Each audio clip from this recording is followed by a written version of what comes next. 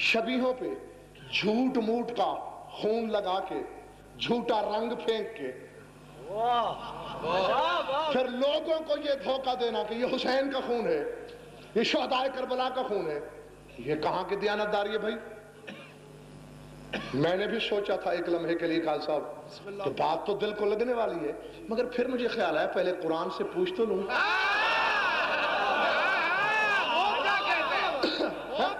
کہ اگر قرآن اس کی اجازت دیتا ہے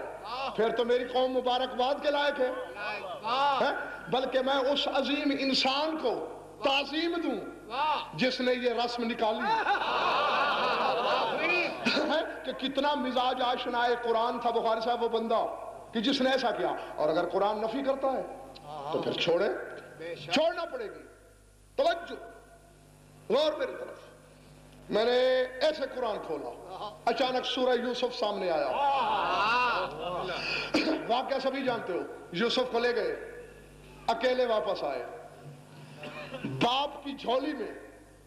برادران یوسف نے بلا تشبیہ ایک پیرہن پھینکا، اور قرآن یہ کہہ رہا ہے، کتاب کی روایت نہیں، آیت ہے، جاؤ علی قمیصہ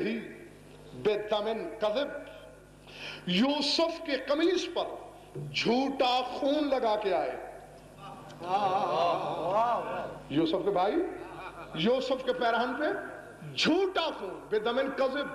کاذب خون، جھوٹا خون، یوسف کا نہیں تھا، کیونکہ یوسف تو زندہ تھے، سلامت تھے، موجود تھے، جھوٹا خون۔ اور یعقوب کو بھی خبر ہے کہ میرا یوسف مرا نہیں، کیونکہ قاضی صاحب یہ فکر شیعہ سنی تفسیروں میں موجود ہے، اور جب تک موجود ہیں جبراً و قہراً ماننا پڑے گا کہ یعقوب کے علم میں ہے کہ یوسف پہ کیا گزری۔ کیوں کہ جب انہوں نے کہا نا کہ اسے تو بھیڑیا کھا گیا اور یہ ہے اس کا خون آلود کرتا، ایسے کھولا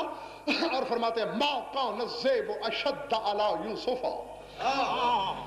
مزقہ واشفق علی قمیصہ